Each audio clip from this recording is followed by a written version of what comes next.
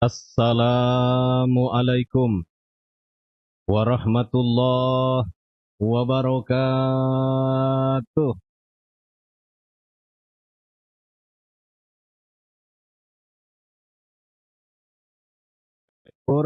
Alhamdulillah. Salawat kalian salam dumateng Kanjeng Nabi Agung Muhammad sallallahu alaihi wasallam. Ingkang sami-sami kita muliakan Bapak Haji Rafiq Janaik,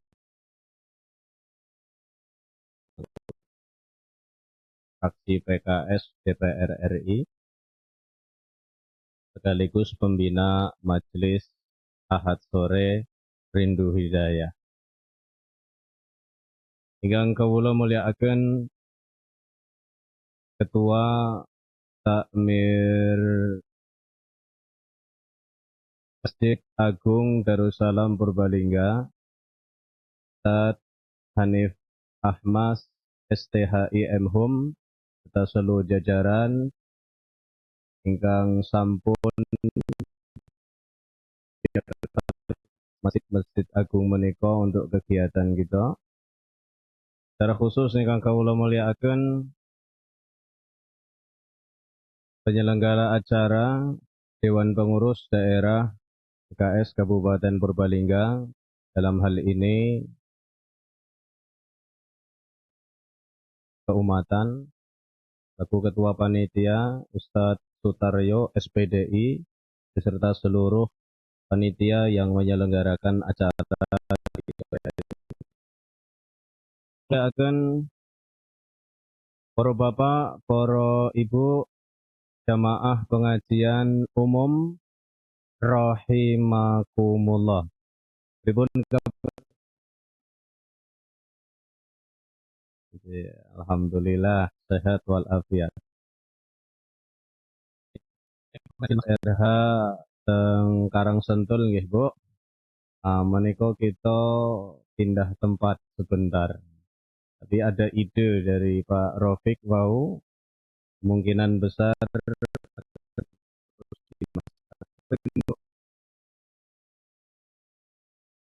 oh jos nggih. Oh mantep kata. Alhamdulillah. Nggih nggih nggih.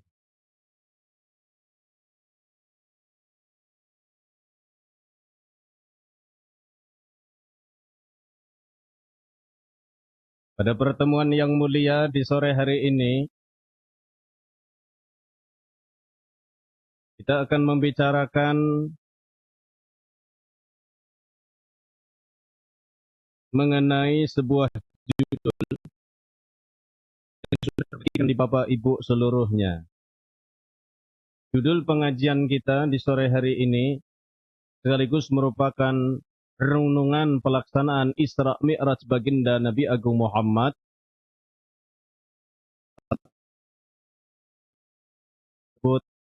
Mudah-mudahan menjadi upaya untuk menyongsong perjuangan kemerdekaan saudara-saudara kita di Palestina. Oleh karena itu, kami memberi judul pertemuan kita di sore hari ini dengan Palestina, kewajiban yang terlupakan.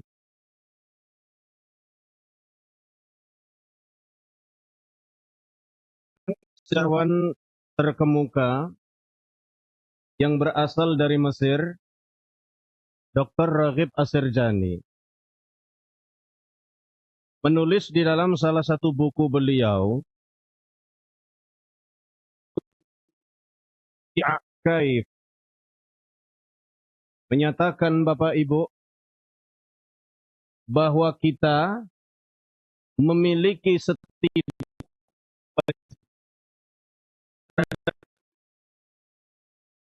yang dialami oleh rakyat Palestina. 6 kewajiban itu terurai sebagaimana terdapat di dalam teks Bapak Ibu yang kami muliakan. Kewajiban yang pertama, Dr. Raghib Asirjani mengatakan al-wajibul awal Kewajiban yang pertama huwa yaitu tahrikul qadiyah bi aqsa sur'at as-sahihah. Yaitu proaktif terhadap krisis Palestina dengan menyebarkan ma'asyiral mu'minin rahimakumullah.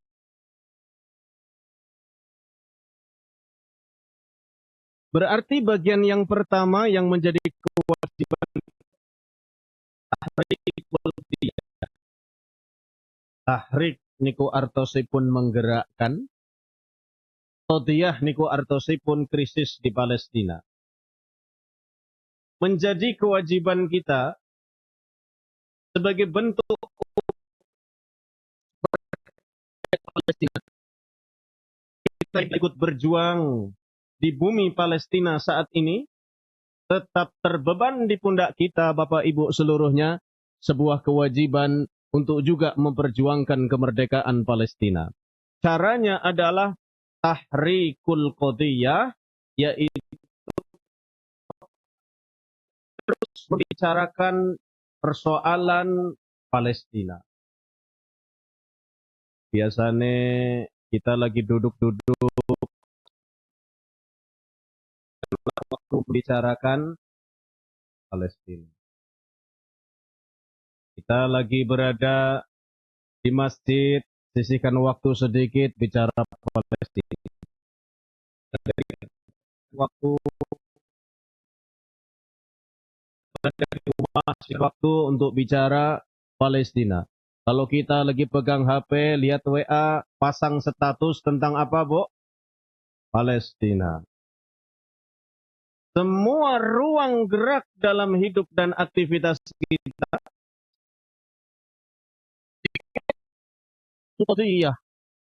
yaitu proaktif untuk terus membicarakan Palestina.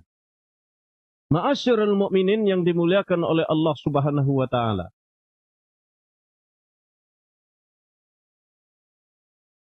Kan dengan hanya sekedar menyampaikan informasi belaka, tapi juga menyebarkan informasi dengan pemahaman yang benar.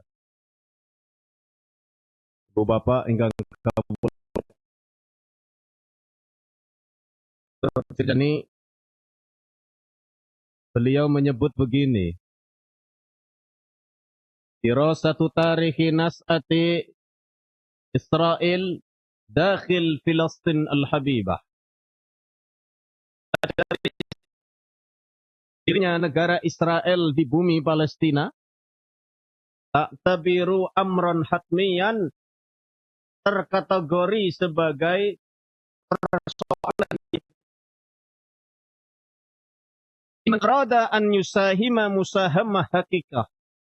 Siapa yang ingin memberi kontribusi yang nyata terhadap persoalan Palestina fi halli hadhil qadiyah. Bu, disapa Ibu. Bapak-bapak tidak perlu disapa nih, Pak. Tahukah ibu-ibu yang dimaksud dengan awal mula sejarah Israel membuat negara di Palestina? Dulu, tahun 22, etnis Yahudi itu hanya punya 1% tanah dari wilayah Palestina. Berapa, Bu? 1% dari 100% wilayah di Palestina. Tahun 1948 awal, 5,7%. Sedikit, nggih? Koreanya kata sejarawan, 2% tanah hasil manipulasi kerjasama Utsmani melalui jalur korupsi. Dia ada pejabat-pejabat yang berkhianat karena ada orang Yahudi ingin membeli tanah dengan harga yang apa, Bu? Tinggi, tapi tidak masuk ke dalam kas pemerintah. Terjual pada waktu itu 2%. Kemudian ada hibah tanah seluas 2% dari kerajaan Inggris untuk etnis Yahudi di Palestina. Sementara 1,5% sisa itu dibeli dari orang-orang Nasrani yang ada di Palestina. Sementara 1% awal yang tadi kami ceritakan itu dibeli oleh orang Yahudi kepada beberapa warga di Palestina. Maka ma'asyiral mukminin yang Allah muliakan, sebetulnya modal awal etnis Yahudi di Palestina itu awalnya hanya punya tanah berapa persen, Bu? Hanya 1%. Jadi yang benar-benar dibeli oleh orang Yahudi di Palestina itu hanya 1%. Ketika David Ben Gurion memproklamirkan pada tanggal 14 Mei 1948 negara Israel, pada waktu itu mereka telah mendapatkan tanah berdasarkan resolusi PBB nomor 181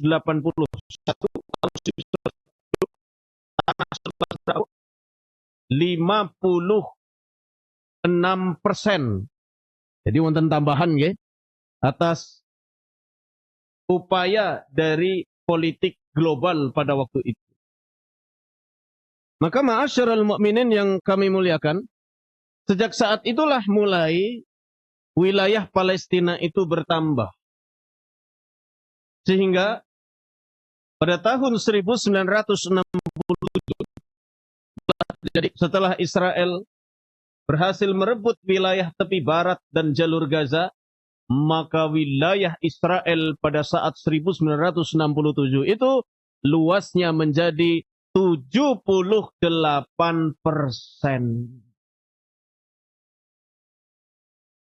Bu, berapa persen?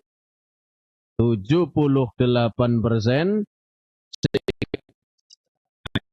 barat dan jalur Gaza saja. Namun luasnya tanah yang diperoleh tersebut tidak melalui jalur jual beli, tapi melalui merampas, menghancurkan perkampungan-perkampungan Palestina. Jadi ada perkampungan Palestina, kampungnya dihancurkan, orangnya diusir. Ini pemahaman yang disebut oleh Dr. dipahami oleh kita semua, orang-orang yang memiliki kepedulian terhadap krisis di Palestina. Ma'asyiral mukminin. Selain itu, kita pun mengetahui bahwa rakyat Palestina sampai hari ini adalah masyarakat atau bangsa yang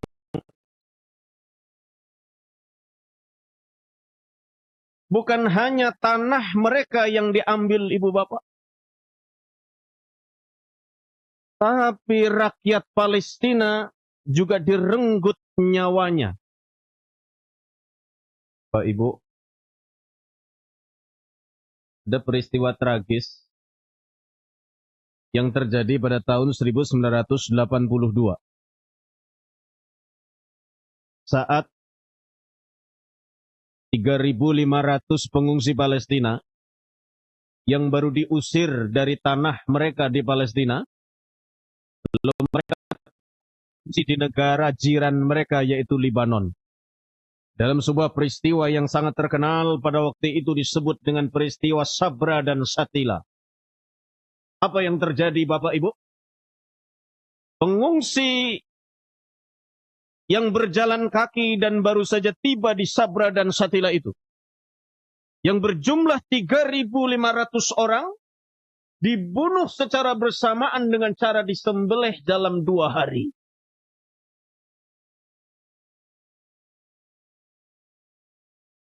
Kalau kita mengingat apa yang disampaikan oleh baginda Nabi Agung Muhammad Sallallahu Alaihi Wasallam dari sahabat mulia Abdullah bin Amr.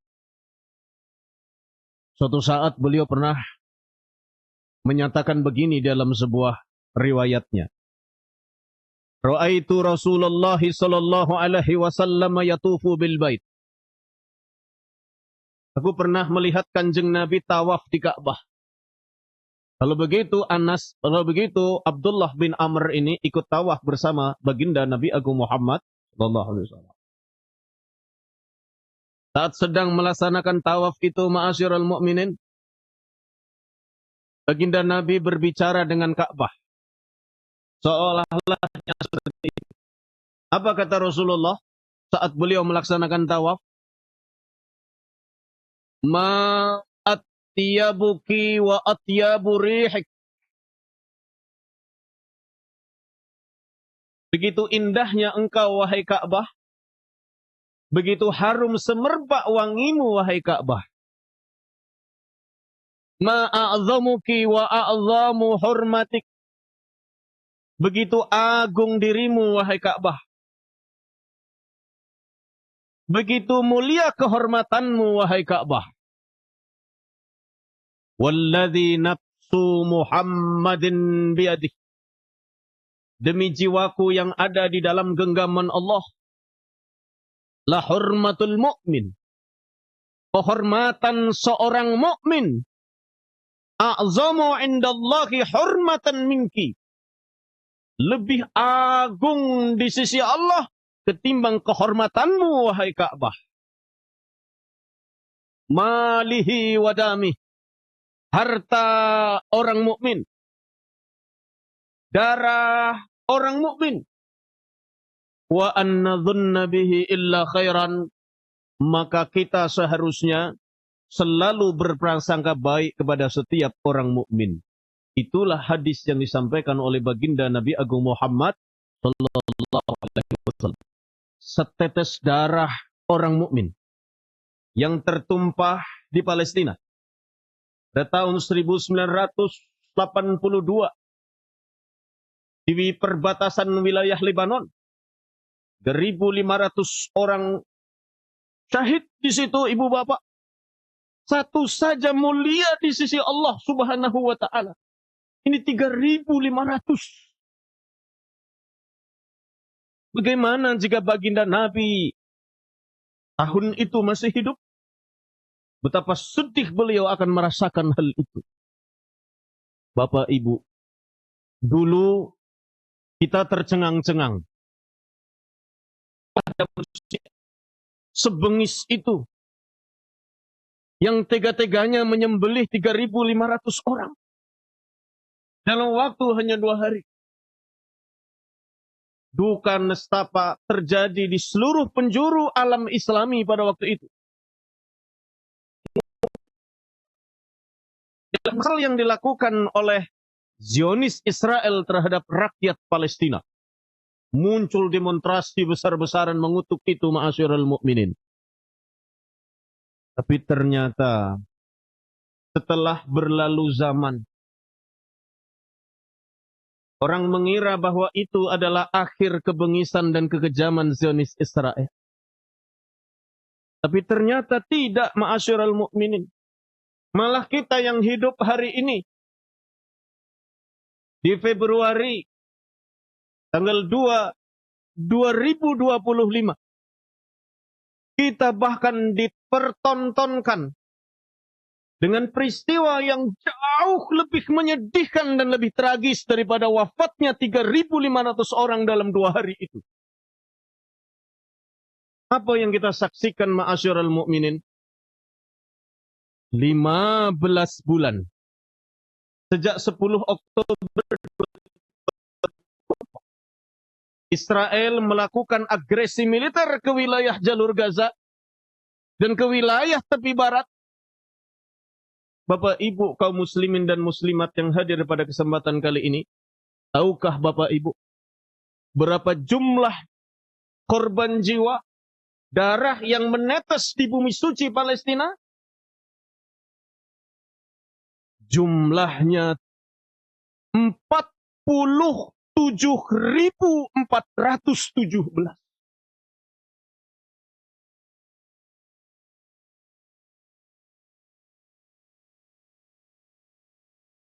Yang menyedihkan bagi kita bukan hanya sebagai seorang mukmin saat mengingat apa yang disampaikan oleh baginda Nabi Agung Muhammad sallallahu alaihi wasallam. Kata Nabi, darah mukmin yang tertumpah itu lebih mulia daripada Ka'bah.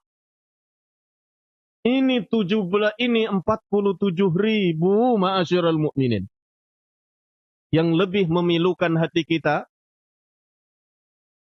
dari jumlah 47.000 tersebut, 17.841 yang wafat adalah anak-anak. 17.000, Bu. Ibu-ibu kalau sekarang hadir, semuanya bawa anak, baru ada berapa, Bu? Kita penduduk Purbalingga saja 1 juta.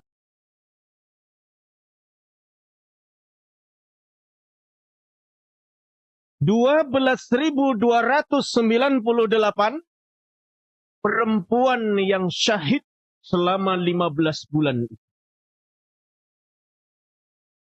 Jadi angkanya 2 ini saja digabungkan, 17.000 ditambah 12.000 berapa, Bu? 29.000 anak-anak dan perempuan darahnya tertumpah di Palestina, ditonton oleh miliaran masyarakat muslim, dan masyarakat muslim diam.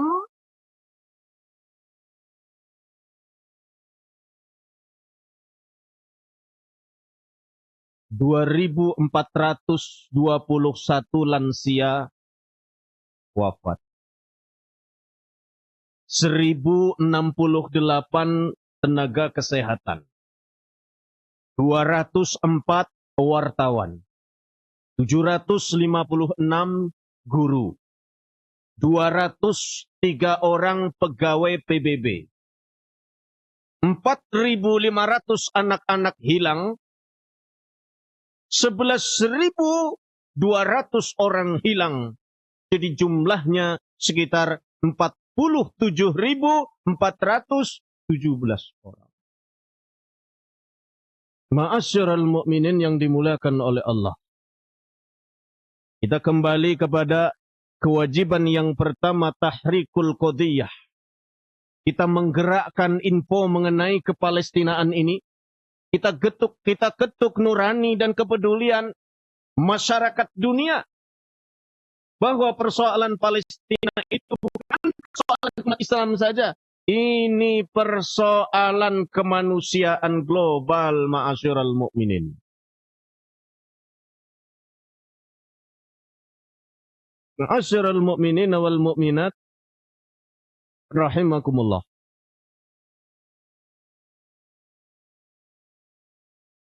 Untuk kewajiban yang pertama ini,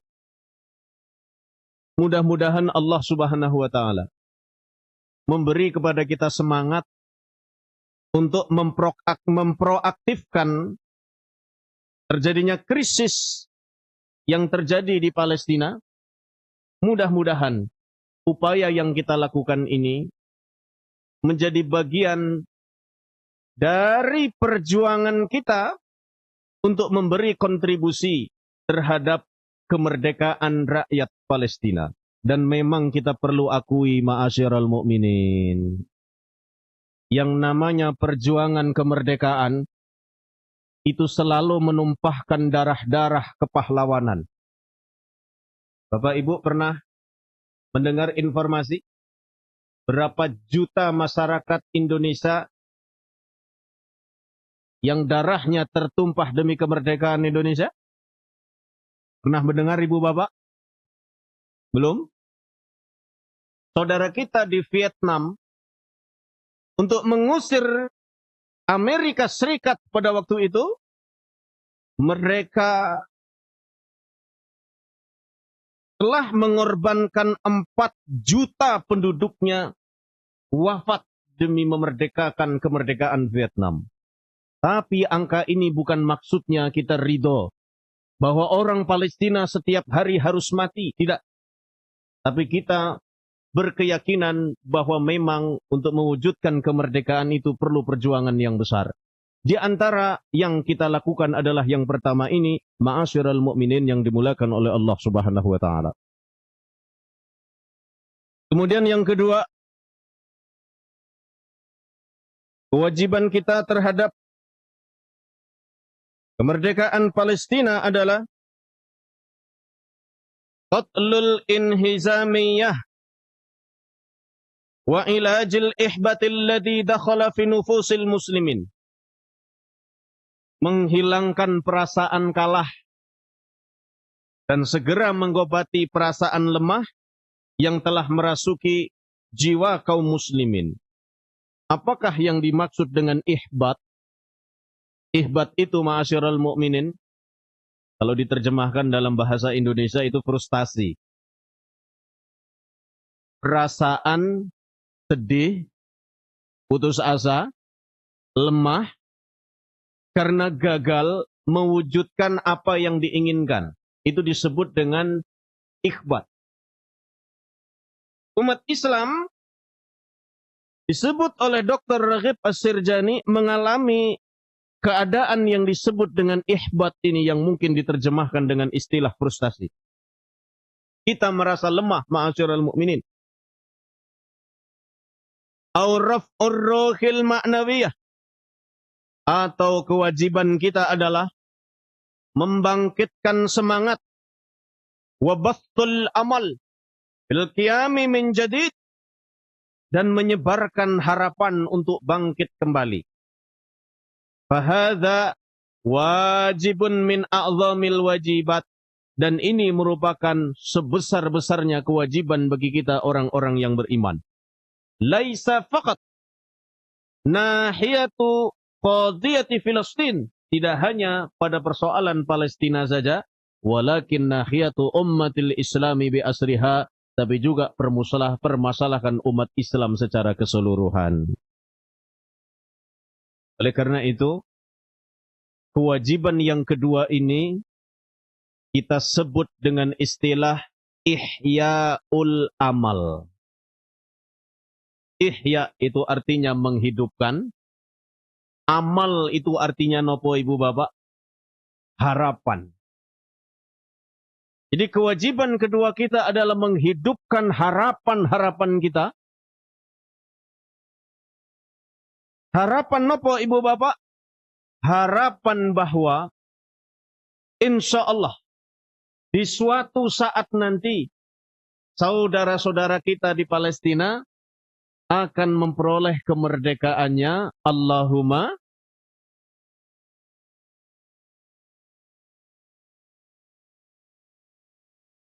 Ibu bapak yakin napa mboten? Bu, yakin napa mboten? Bapak-bapak ingkang hadir, ingkang rawuh, yakin napa mboten bapak-bapak? Yakin. Nopo ingkang membuat kita yakin?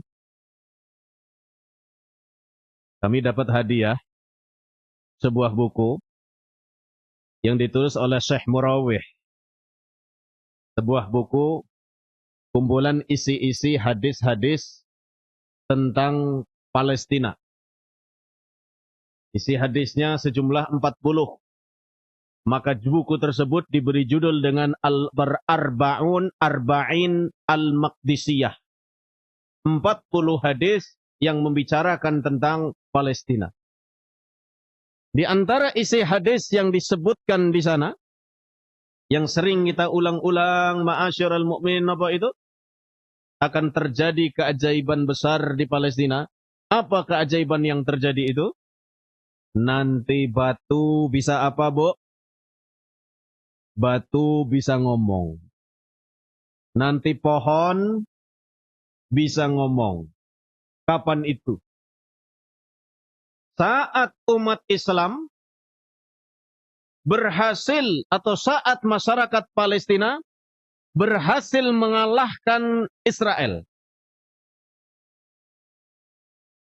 Peristiwa 2024 dan 2025 sekarang itu membuktikan bahwa kecanggihan militer yang dimiliki oleh Israel ternyata tidak mampu memadamkan perjuangan dari rakyat Palestina yang ingin memerdekakan tanahnya. Maka ini sebetulnya tanda-tanda kebangkitan itu, ma'asyiral mukminin. Nanti orang-orang Yahudi yang berada di Palestina itu akan ketakutan. Mereka akan bersembunyi di balik batu. Mereka akan bersembunyi di balik pohon. Lalu batu dan pohon itu akan mengatakan, "Nopo ibu? Abdullah, Muslim, ini ada orang Yahudi di belakang saya." Oh, lagi umpetan. Pohon akan bicara, "Wahai Muslim, wahai hamba Allah, ini di belakangku ada Yahudi." Maka tidak ada satu tempat pun di Palestina yang akan menjadi persembunyian Yahudi. Hanya ada satu pohon yang tidak bicara. Pohon apa namanya, Bu?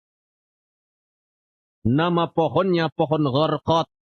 Tahukah Bapak Ibu, hari ini yang nanam pohon gharqad justru etnis Yahudi di Palestina. Mereka nanam pohon-pohon gharqad di rumah-rumah mereka dengan harapan, Bapak Ibu Bapak, ketika mereka kalah di suatu hari nanti, mereka akan bersembunyi di balik pohon gharqad. Lah kalau bang umpetan nang buriwit kewenangan apa mboten? Di batu, batu ngomong. Di pohon, pohon ngomong. Hanya ada satu pohon yang tidak ngomong, pohon gharqad. Ya orang Yahudi malah sembunyi di pohon itu. Lah kewenangan apa mboten? Ternyata orang Yahudi itu cerdas apa mboten? Tidak cerdas. Mereka justru yakin dengan hadis-hadis yang disampaikan oleh Kanjeng Nabi Agung Muhammad sallallahu alaihi wasallam. Yang nomor 3. Al-wajibu thalis nahwal qadiyah huwa tabarru' bil mal. Kewajiban ketiga kita terhadap krisis Palestina adalah membantu secara finansial.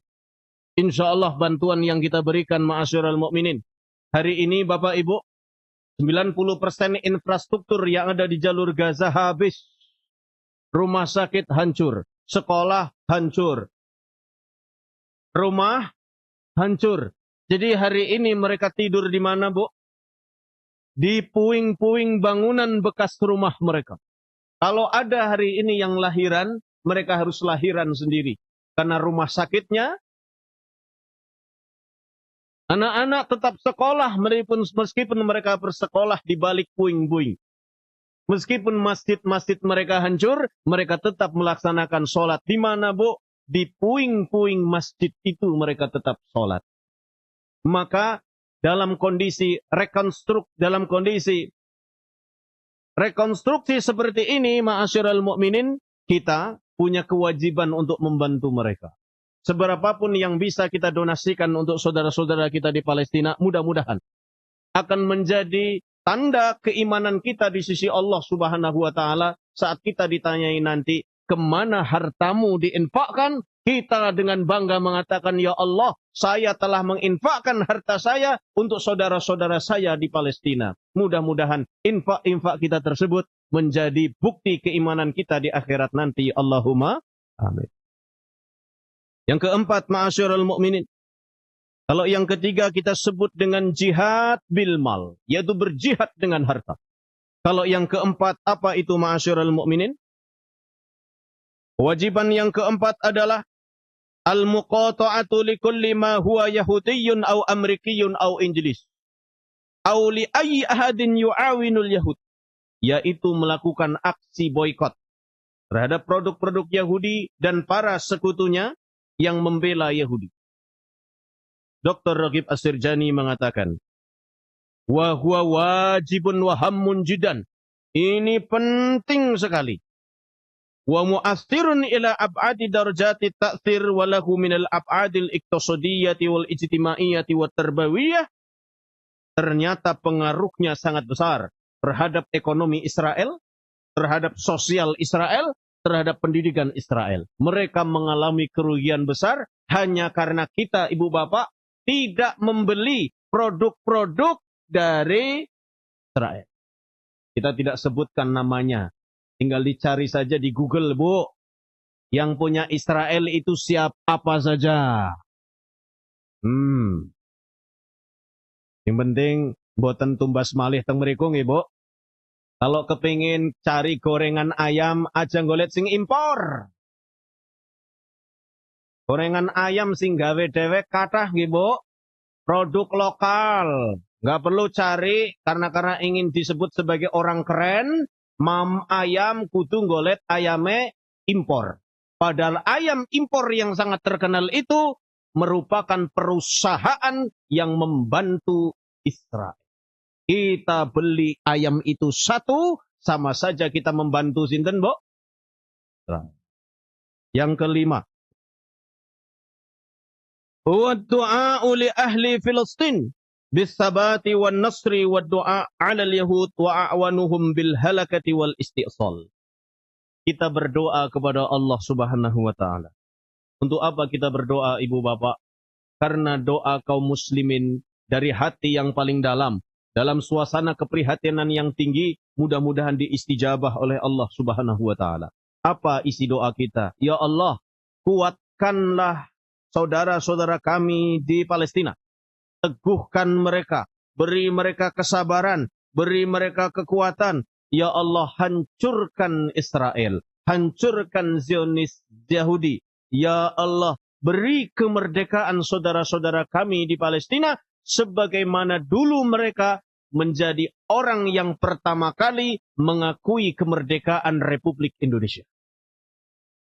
Bukankah Syekh Hussein yang dulu merupakan mufti Mesir, mufti Palestina, dan saat datang ke Mesir, lalu bertemu dengan delegasi kemerdekaan Indonesia, di situ Syekh Husaini menyampaikan kepada perwakilan delegasi Indonesia ucapan dan dukungan atas kemerdekaan rakyat Palestina. Berarti kita, Ibu Bapak, berutang jasa terhadap Palestina. Jasa apa, Ibu? Jasa pengakuan kemerdekaan atas kedaulatan Republik Indonesia. Maka bangsa Indonesia sampai hari ini pun terus melakukan perjuangan dan membuktikan bahwa kita adalah bangsa yang tahu membalas budi. Yang keenam, yang terakhir, ma'asyiral mukminin, adalah kewajiban kita napa, Ibu Bapak? Wal wasilatus sadisah allati tasmulu kullama sabaq. Kewajiban yang mencakup seluruh cara yang ada. Wa tabqa daf'atan likulli ma sabiqa min wasail. Dan menjadi penentu bagi terwujudnya 5 kewajiban yang sebelumnya. Apa itu? Yang pertama disebut dengan islahun nafsi wal mujtama'. Yaitu perbaikan diri kita dan perbaikan masyarakat kita. Dengan kita melakukan perbaikan diri, terus mewujudkan diri menjadi hamba Allah yang soleh, berusaha menjadi hamba Allah yang baik, berusaha meninggalkan larangannya, dan melaksanakan ketaatan kepada Allah, yang kita lakukan itu, ma'asyiral mukminin, memberi pengaruh terhadap saudara-saudara kita di Palestina, karena orang yang baik akan ketemu dengan orang yang baik. Orang yang soleh akan ketemu dengan orang yang soleh. Jika masyarakat Indonesia yang muslim seluruhnya menjadi hamba-hamba Allah yang soleh, maka kesolehan kita akan mewarnai perjuangan kemerdekaan saudara-saudara kita di Palestina. Ma'asyiral mu'minin wal mu'minat rahimakumullah. Sampailah kita di penghujung acara kita di sore hari ini. Yang biasanya pengajian Mas RH hanya sampai jam 5, nggih Bapak Ibu. Untuk kesempatan sore hari ini kami nyuwun agunging pangapunten, kita tambah 15 menit. Mudah-mudahan tambahan 15 menit menjadi sedekah waktu panjenengan sebagai bentuk bahwa jenengan seluruhnya dan kita semuanya peduli terhadap perjuangan Palestina. Allahumma amin. Burung irian, burung cendrawasih. Cukup sekian dan terima kasih. Nyuwun agunging pangapunten, billahi taufik wal hidayah. Wassalamualaikum warahmatullahi wabarakatuh.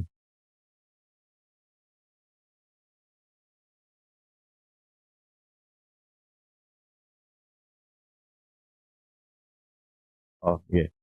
Baik. Bapak Ibu, kita berdoa 2 menit nggih. Astaghfirullahaladzim. Astaghfirullah. أعوذ بالله من الشيطان الرجيم بسم الله الرحمن الرحيم الحمد لله رب العالمين حمدا شاكرين حمدا ناعمين حمدا يوافي نعمه ويكافي مزيده يا ربنا لك الحمد كما ينبغي لجلال وجهك الكريم وعظيم سلطانك اللهم صل على سيدنا ومولانا محمد وعلى آله وصحبه أجمعين اللهم اغفر لنا ذنوبنا وذنوب والدينا وارحمهما كما ربيانا صغرا اللهم اجعل جمعنا هذا جمعا مرحوما وتفرقنا من بعده تفرقا معصوما اللهم انصر إخواننا المسلمين المستضعفين المظلومين في غزة وفلسطين اللهم انصرهم نصرا عزيزا وافتح لهم فتحا مبينا ربنا آتنا في الدنيا حسنة وفي الآخرة حسنة وقنا عذاب النار سبحان ربك رب العزة عما يصفون وسلام على المرسلين والحمد لله رب العالمين